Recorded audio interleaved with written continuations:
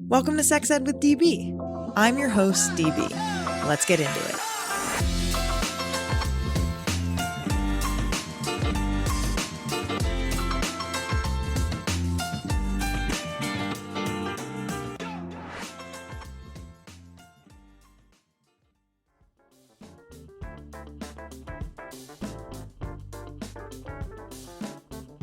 Here's a fact that you may not know. Nearly 3 out of 4 women or people with vulvas experience pain during sex at some point. I have been one of them. And while the causes can vary, one thing that consistently makes a difference for me is Uberlube. It's silicone-based, doctor-recommended, and designed with sensitive bodies in mind. It lasts long, it's never sticky, and doesn't stain my clothes or sheets. It's the one lube I always keep within reach. Seriously, I have 3 bottles in my bathroom cabinet right now. If you're looking to bring more comfort and pleasure into your sex life, try Uberlube and use code SEXEDWITHDB for 10% off at uberlube.com. What if I told you that I did a masturbation experiment with the magic wand and the results were incredible? Don't believe me? Let me share a few things with the class. When using the magic wand every day, I experienced less stress, anxiety, and physical tension. I reported more frequent positive moods when using the magic wand every day, including higher levels of confidence. My level of horniness increased over time when using the magic wand every day. And get this, the magic wand team was so excited by my study that now 1,000 people with vulvas have done it too. Get the results now at magicwandstudy.com.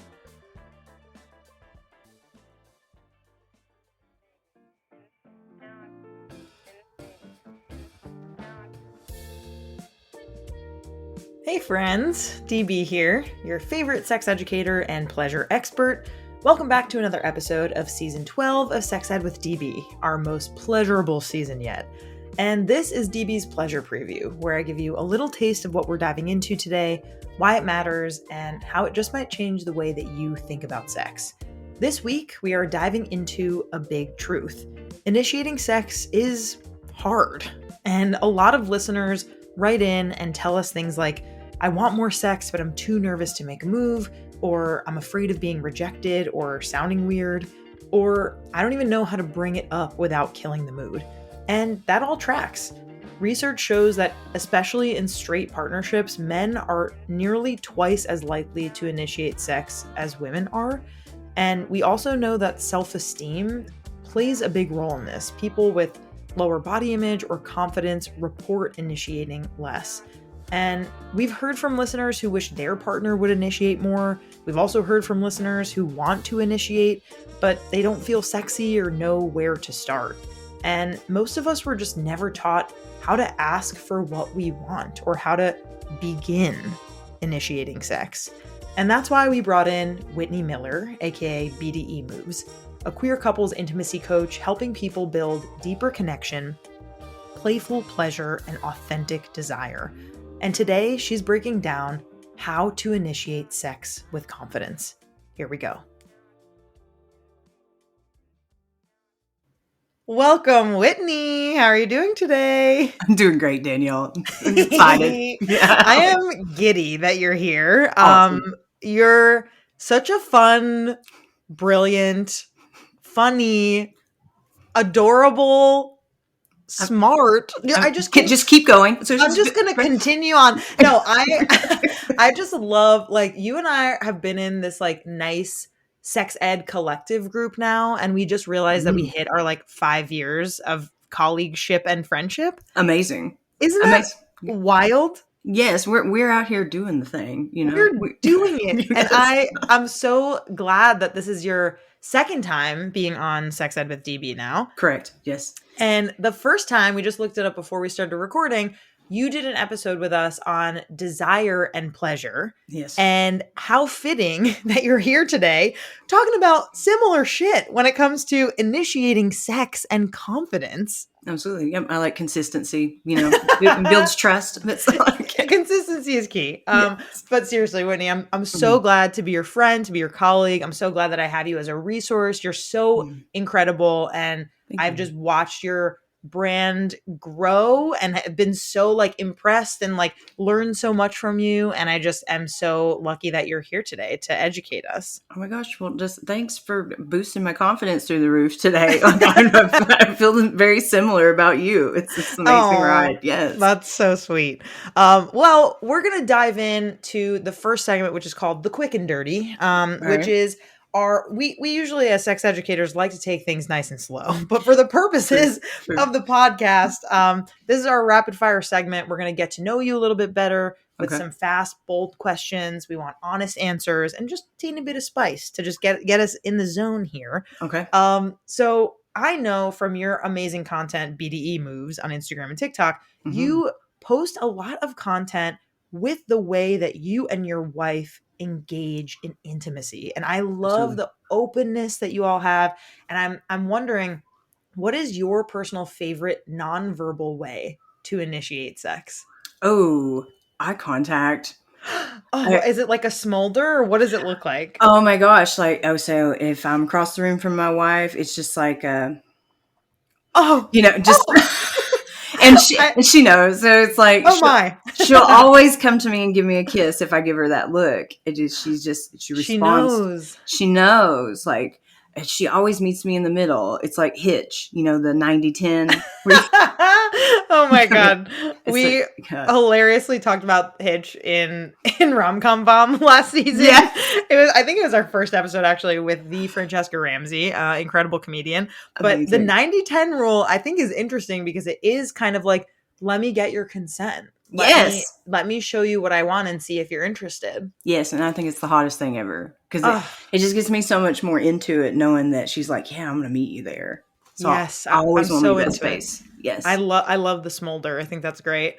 What is a tiny underrated way to show that you're in the mood? In our house, we use honorifics, so. I don't know if that's a quick and dirty. So it's like a code language. So my wife she has a nickname for when I want to play like that. So if I call her baby girl, she knows I'm in a spicy mood.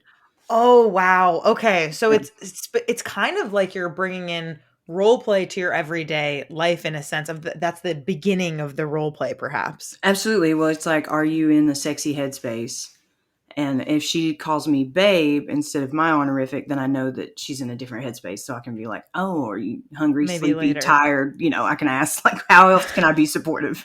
Oh my God. That's so sweet that I feel like sometimes we're going to get to this in a bit, but sometimes if you use did you say honorific? That's a cool word. Yeah. So in BDSM, you have honorifics for your dynamic.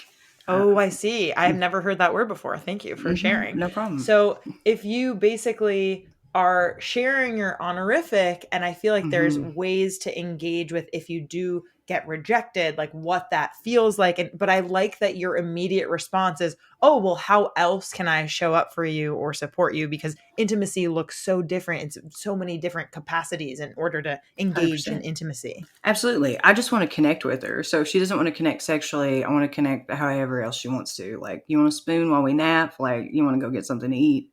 Awesome. Yes. Let's do that. I love it. Okay. What phrase or move do you think gets overlooked when it comes to initiation, but it works reliably? The booty scoot. Like, tell me what this looks like and feels like. Like when you're spooning, so the little spoon does like the booty scoot where they scoot their booty back up against you.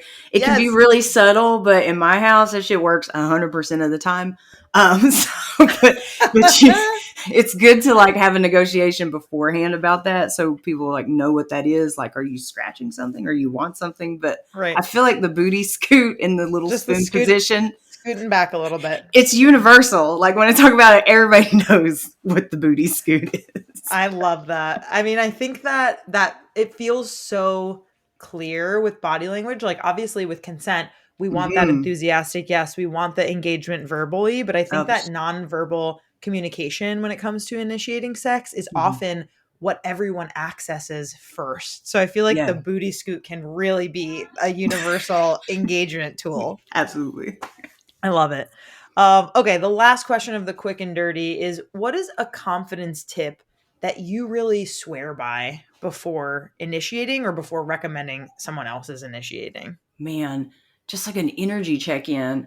I feel like a lot of times when you're initiating sex, you're assuming the other person's mood, or you're hoping to sway their mood state by you initiating, which kind of can feel like an intrusion rather than an invitation. So I like to invite connection before I initiate sex. And that keeps my confidence up, because it's like I'm not intruding into my wife's space being like, I want to have sex, so you should too. Right. With like a thigh rub or things like that, especially like if you've not been talking about sex previously and you just come into your partner's space. So instead, like, invite the connection first. Like, hey babe, do you want to take a walk with me? Hey babe, you want to jump in the shower with me? Hey, I got this new massage oil. Can I rub you down? And let's see where that goes. Like, let them know that you're wanting to see where that goes. Don't be sneaky. Like, right. Gonna give you a massage. Happy ending. Yeah.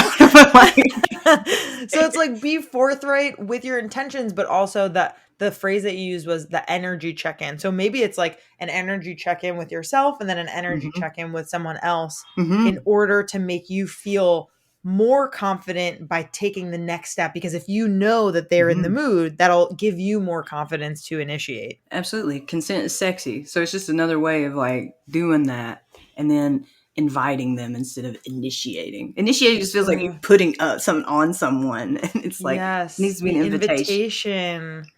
I love that. I think that's so great. Yes. And I think, I think the thing that this is bringing up for me is thinking about the common question of, oh, well, what if my partner and I have really mismatched libidos? Yeah. And I think I want to answer that question in full in next week's episode and talk through like what, maybe you and I, after this, I can get your expertise and we can talk through how we can educate on that. Because I think it's so nuanced when it comes to figuring out how to do the energy check-in and initiate or invite, but maybe you're missing each other and what that looks like. Sure, absolutely. We can go all into that. Yes, yeah. I love it so much. Okay, so back to the task at hand here. We're talking about today confidence and initiation, or as you say, invitation, right? And like really figuring out how people can feel better about approaching their partner and feeling more confident in their body and mind about giving and receiving pleasure with their partner. And so I'm wondering, like, to get us started, why do you think that initiating sex feels so loaded for so many people? Like, what's going on under the surface here when it comes to like rejection and gender roles and shame? Like, what are you learning from people? Because you're a queer intimacy coach and you hear a lot about this. So like, what is your experience in being on the other end? I mean, one of the top things that comes up is like perfectionism. So it's something that happens outside of the bedroom, especially like working with people who are socialized as women. We are task oriented. So it's just like, okay, well, sex ends up another task. So now it starts to feel like a chore. And then you start to lose yourself in it being a chore, because then it starts to bleed over into codependency and emotional enmeshment. So it's like this thing that you only have desire for if it gives you yourself pleasure has become something that you've made about somebody else to the extent that you don't get any pleasure out. So it all just feels like effort and no pleasure.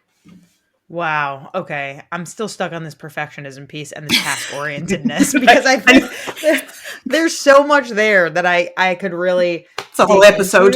It's a whole episode. But okay. So in terms of the perfectionism piece, so do you hear from people that like, I feel like I'm going to get something wrong and therefore it stifles me to initiate with my partner? 100%. They're worried they're going to get it wrong. 2, they're worried that their partner is going to feel pressured.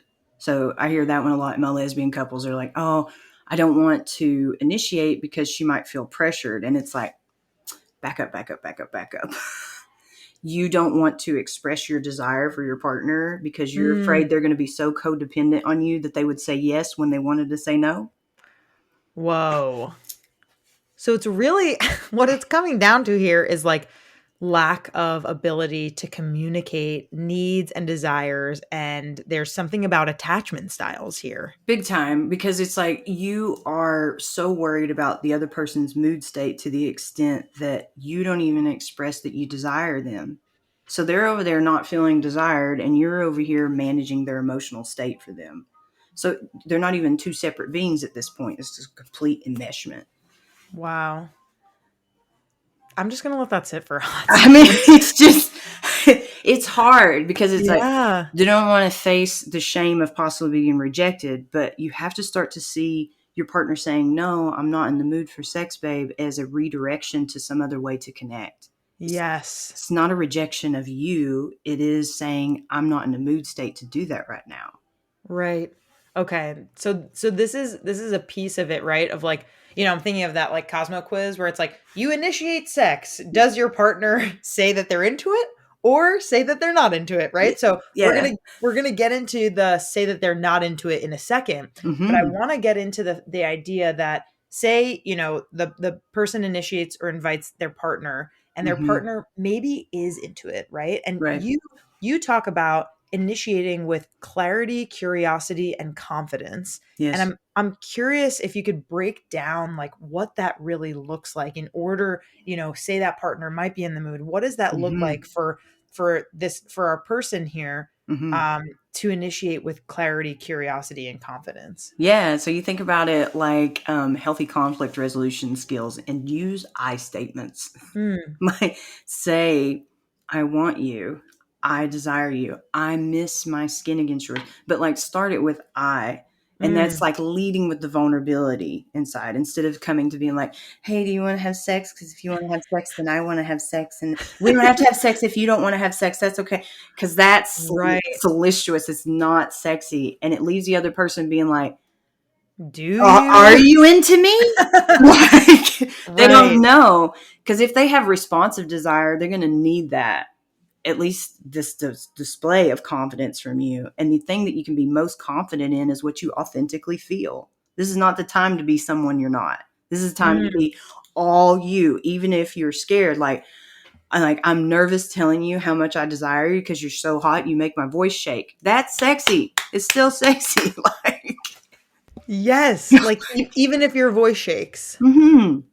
Wow. But say it from I, me, this is what I'm craving. This is what I want. Even if we could back up one more step. Okay. If someone, say someone understands that using I statements is helpful and say that they know they want to be able to share, but maybe because of so much like shame and them being told, especially if we're talking about women, queer people with vulvas, if we're talking to those folks, we haven't necessarily been taught and empowered as to how to even recognize our wants and needs and how to say them out loud. So what's your like process in talking to people about like even being able to see that spark in them to say, oh, that's you wanting something and here's how to express that? Oh gosh.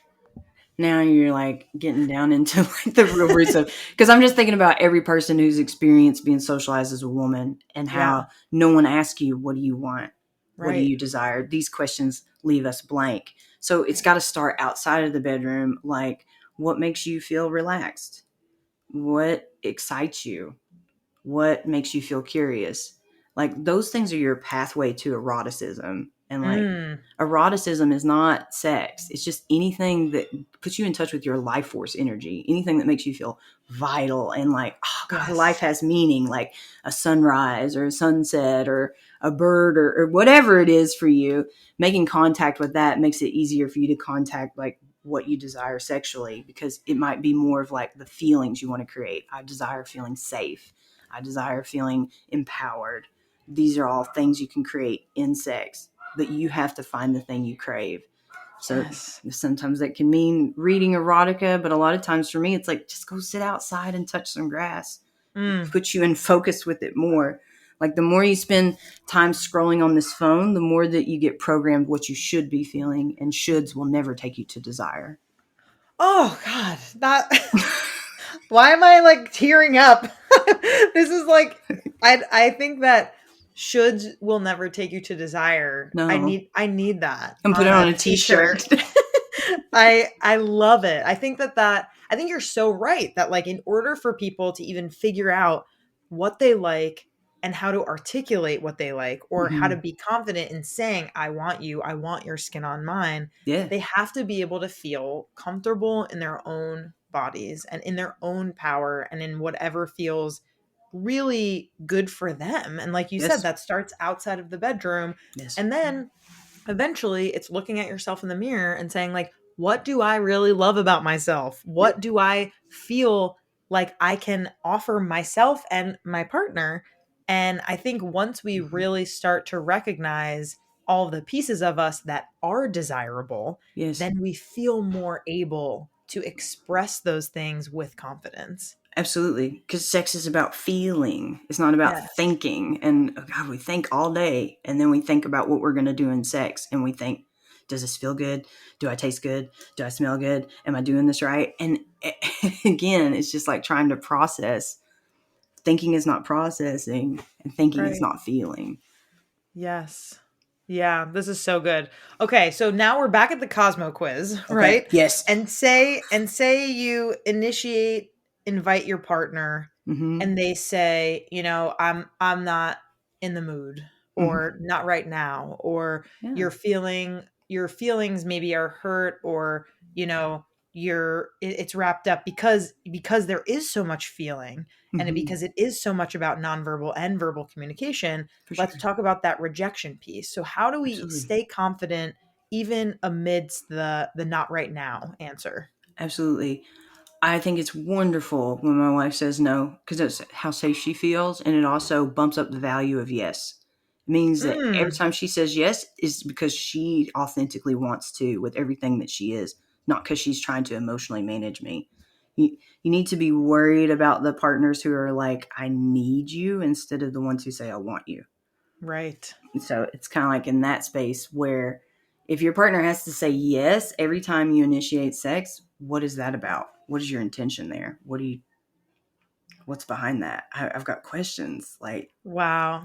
You know, like what That's is a that? good way to put it. I really like that reframe of like my partner feels safe enough to say no and knows their wants and needs. So what I think here also that's coming up for me is if someone is upset by their partner's no and they're angry about it or feeling frustrated or wanting to sway them, right? Like that's them wanting to be in control of the situation and not really respecting and hearing what the other person is saying. If they're just kind of concerned with their own fear of rejection or their anger from rejection, they're maybe not even thinking about like, well, my partner is an entire whole person.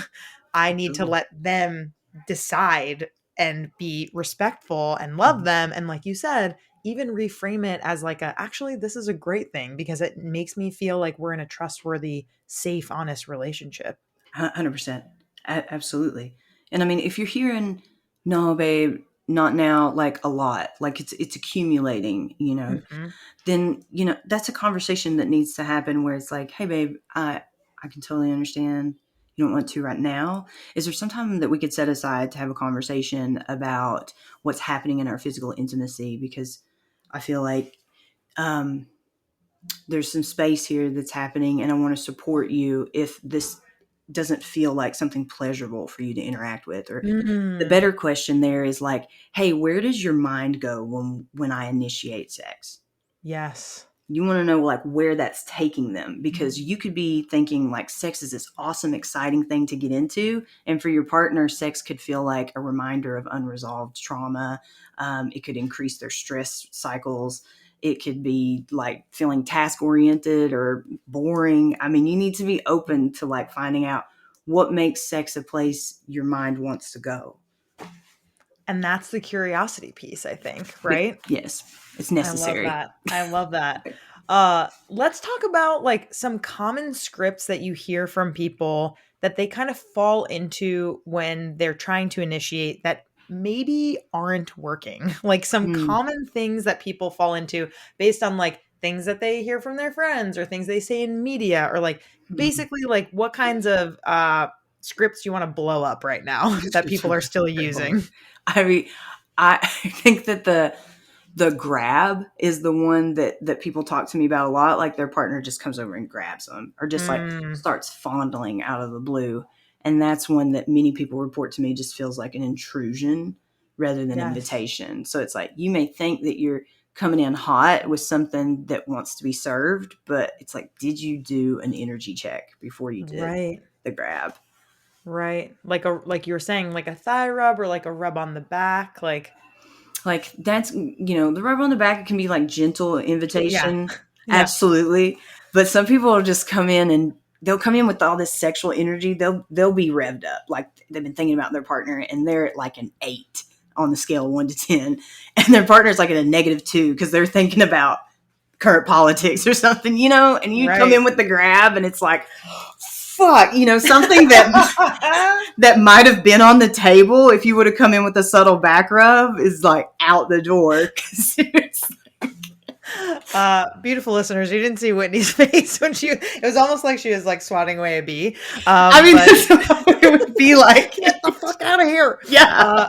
That's so real. And I feel like, especially like post-COVID, whatever, we're going to have COVID forever, but in this post, as much as we can be right now, I think post-COVID era, a lot of people, both partners are working from home, and like people are busy during their days. There's a lot going on. Like they're not going to be on the same page all the time. No. And so that's a challenge to figure out when both people are going to feel good. And I also think you kind of mentioned this in your conversation starter. If you're getting a lot of rejection and you want to kind of connect with your partner of like, something might not be pleasurable for you here. Is that what you're feeling? Or I'd love to hear like how you feel about like our connection. Absolutely. And I feel like scheduling sex and scheduling intimacy can really help people build their confidence, because I think that if there's an expectation for both people that we are going to both work to be, and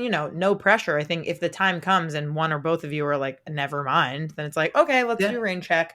But I think if both people are committed, if they're wanting to be on the same page romantically or sexually, that can help both people feel confident to initiate, because you both have already come to this agreement prior to you getting together. 100%. Well, like what's on the initiation list that I've made is like transition rituals or bridge activities, because it's like you got the neurodivergent folks out here who already struggle with context shifts. Like if you're the type of person that needs an audiobook or a podcast just to get in the shower, like you're going to need more than a little massage to get you into some sex. Like it's going to take like a playlist. You might need to go for a walk first and do things that don't look sexual just so you can get in your body.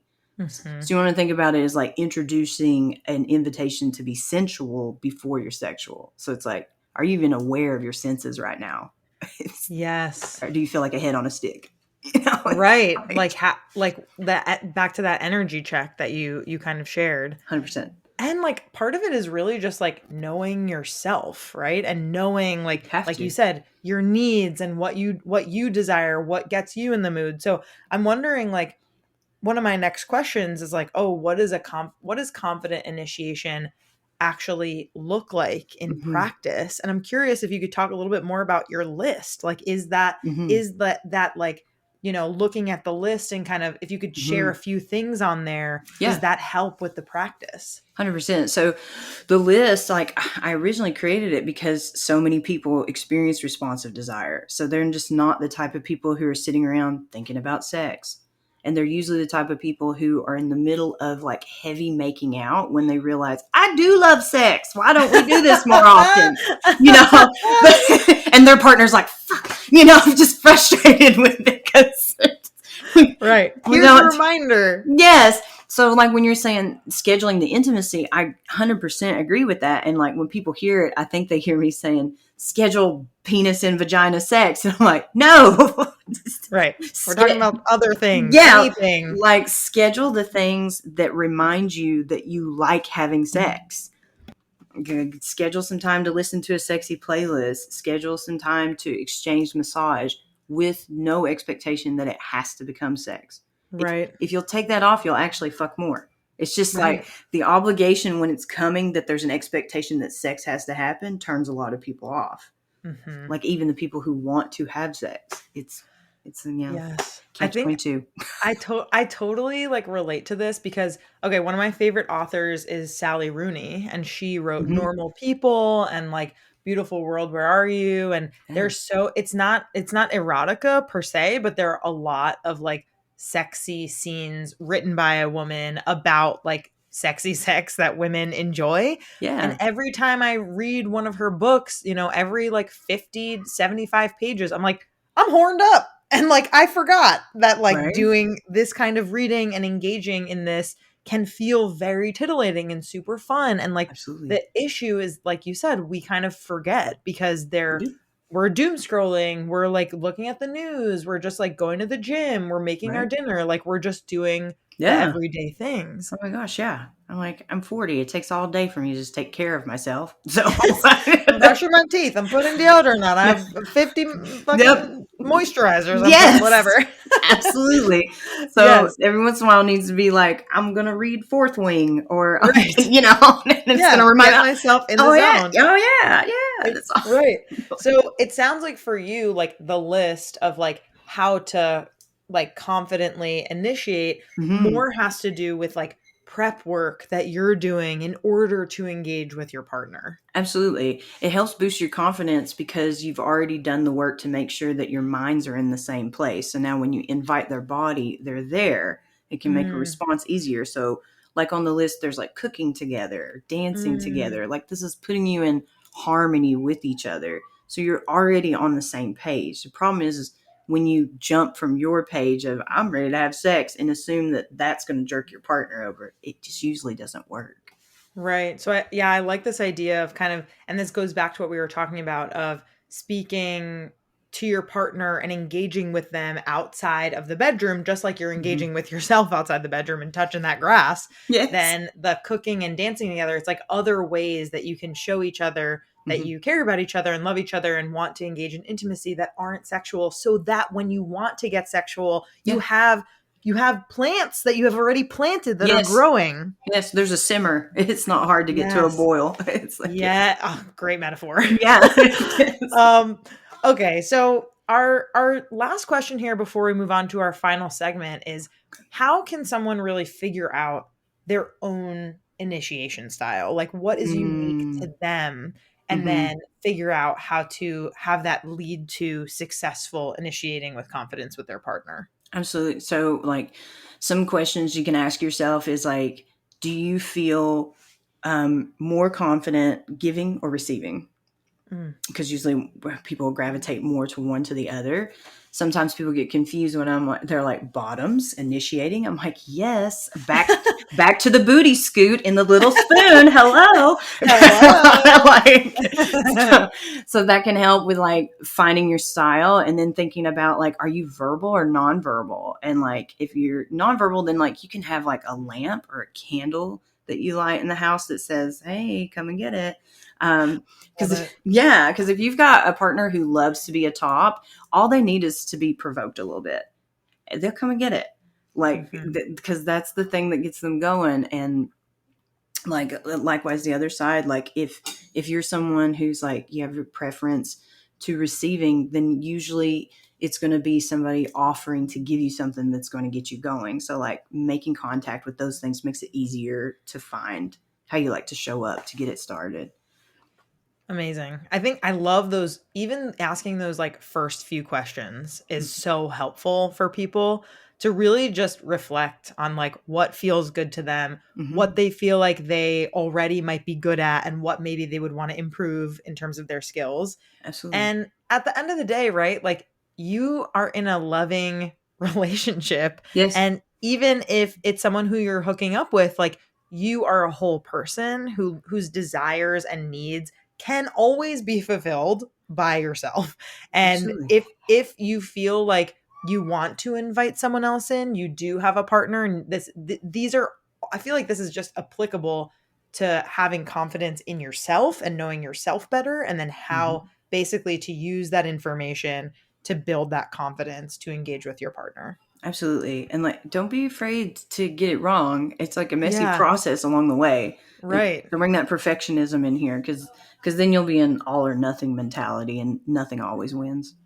Yes. And like, know that like figuring it out and like hurt feelings and like having conversations and repair is part of this. And no one is going to get it right 100% of the time. Absolutely. Well, that's how you find your boundaries. It's like rough and tumble play when you're a child. Like, you knew how far to go because your little brother goes, ow, and then you're like, oh shit, that's too far. Right. My bad. Like it. Totally. No, that's a really great way of saying that.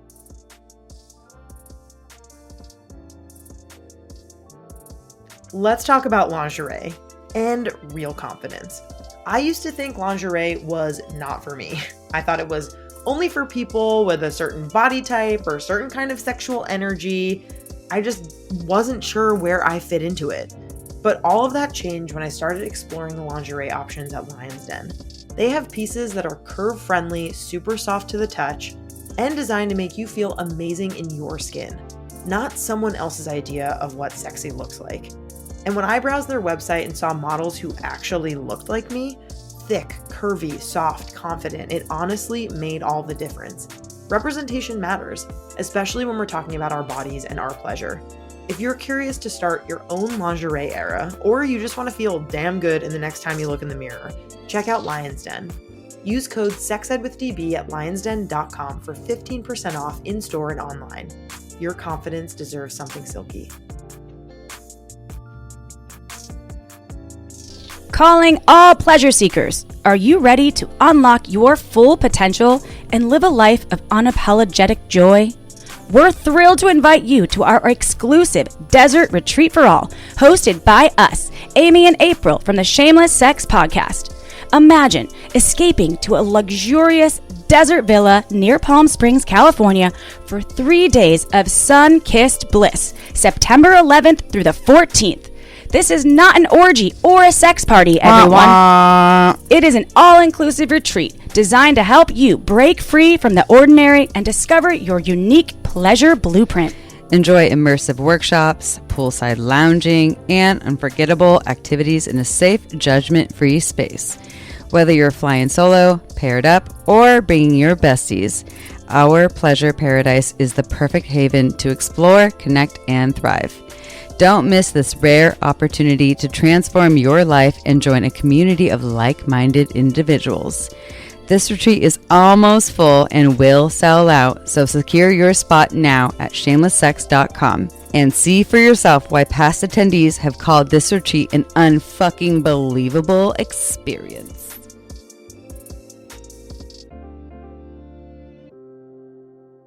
We're getting into the buzz, which is we're going to break down kind of what people are talking about either in the news or online. And today we have something from the interwebs. There's just, I feel like, a lot of chatter around who is quote unquote supposed to initiate. I feel like especially in our I love the giggle immediately.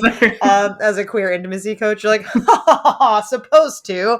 But especially in our like dating app era that we're in, right? Like there's a lot of different ways that people are engaging in partnership, and a lot of the ways that people are meeting their partners is through these like digital means, and like this conversation around like, well, I already texted, so they're the ones that's supposed to text back, and I need to wait a certain amount of, and it's the same thing in partnership of people being like, well, I initiated last time, so I don't want to initiate again, or whatever kind of scripts that we're falling into around supposed to. Yeah. And so I'm curious if you can kind of share what you think about this and like how we can kind of break free from these outdated rules and just make initiation feel empowering and not so set in stone.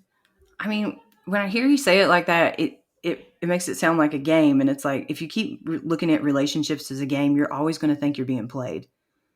Whoa. So stop it. Like, just be fucking direct. Like if my wife and I, just stop. Like in my home, if I feel like I've been doing a lot of initiating and I want my wife to initiate, I'll tell her, I'll be like, babe, it makes me feel so desired if you start things. And she was like, I'm sorry, babe. Like, I'll do that more often. And I think it's like people feel like if they say what they want and then the other person does it, it's like, well, they didn't really want to. Right. Like, I want them to want to do it. Yeah, on their own. Just read my mind. I'm like, okay, well, date a psychic. I don't know what to tell you, but like, closed mouths don't get fed, baby. So you got to speak up for what you want and just like tell somebody what it does to you when they do it. Like, I wanted my wife to top more lately, and she was like, I had no idea that you wanted that. You told me that you love to be the one who tops first because that turns you on. And I was like, yeah, that was working for a while. And now this is what I'm feeling lately. And she's like, Johnny on the spot, got you. Love it. It's always changing. So there's never going to be this time in your relationship where it's like, this is how it's supposed to be all the time forever. You're an organic being. It's like trying to put your foot in a river the same place twice. It's not happening. It's moving. You're moving. You're growing. You've got to have these conversations. We talk about it every week. Like, how do you feel about the sex we're having? Is there something missing? Is there something you would like to change or do? Do you want more or more urgency or slower or more gentle? Like, just talk about it. Like, you talk about when you're tired of eating Mexican food, sick of tacos, Switch it up. We've been eating pizza all week. Can we switch it up? Sex shouldn't be any different, but we make it really emotionally heavy and high stakes. It's like this taboo conversation. And I know where that comes from, but yeah, just be direct. Like, if you texted last time and they're not texting back, like, tell them, hey, I don't feel prioritized. What's going on? Just be straight up. Might save you a lot of time. They might be not that into you and you're over there with like stories in your head, or maybe they've got a shit ton going on. Like, I'm grieving the loss of my grandmother and you're over there thinking something, but it's like, exactly right. So unless we talk about it and are clearer with our feelings and thoughts, we're not going to be on the same page with other people. You're not, because you're more committed to avoiding your discomfort than you are committed to making a connection with someone. Oh my God, Whitni, your one-liners are absurd. They're so good. They're so good. Oh my gosh. I'm literally writing this down. Avoiding discomfort. We're all very much committed to avoiding discomfort, more so than we are to making real connections with people. Yes, you have so much wisdom. Thank you. So lucky to learn from you. I know all of your clients are very lucky. I know all of our beautiful listeners are very lucky. So thank you so much for being here. Thank you, Danielle. Of course. Yeah. And where can people find you? You can find me every day on bde.moves at Instagram. That's my main hub. And if you want to work with me directly, there's all kinds of things you can click on to get there. Highly recommend you clicking on them, beautiful listeners. Yeah. That you're just so awesome. And I love the way that you think about things and how much you care about, especially for women and queer folks, like making sure that we have connection and that we are prioritizing our pleasure and are sharing our wants and needs, and like that this is a process, and that you're just so supportive in that. So thank you so much for being here. And gorgeous listeners, please stick around for the afterglow, where we will wind things down. We'll reflect on a few big takeaways. We're going to talk about the pleasure practice of the week. And just for you to, think about and explore some stuff before next week. Whitni, thank you so much. Thank you, Danielle.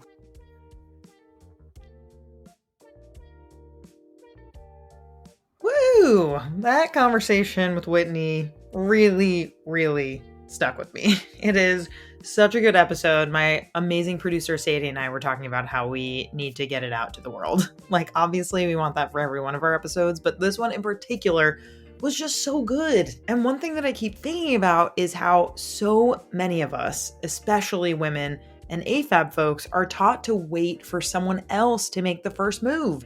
And even when we do want to initiate, we get stuck in our heads and we're thinking instead of feeling into our bodies. And that was a big thing that Whitni brought up, is that we have to be feeling, because that's what sex is all about. We're worried that we're doing it wrong. We're worried we're going to make our partners uncomfortable. We're worrying too much. And Whitni really reminded us that shoulds never lead us to real desire. And that when we don't feel like we can name what we want, it's usually connected to something deeper, like how we learn to communicate in relationships in general, or how safe we feel being vulnerable. I'm also really obsessed with her reframes. Like, instead of asking, do you want to have sex, or are you in the mood, which can feel really loaded, try this instead. I miss your skin. I want you. I want to feel close to you. And even though that is initiating, it's also inviting, it's connecting, it opens the door instead of slamming it shut. And here's one of my favorite reminders. Eroticism doesn't just live in the bedroom. It lives in the moments that lead up to it.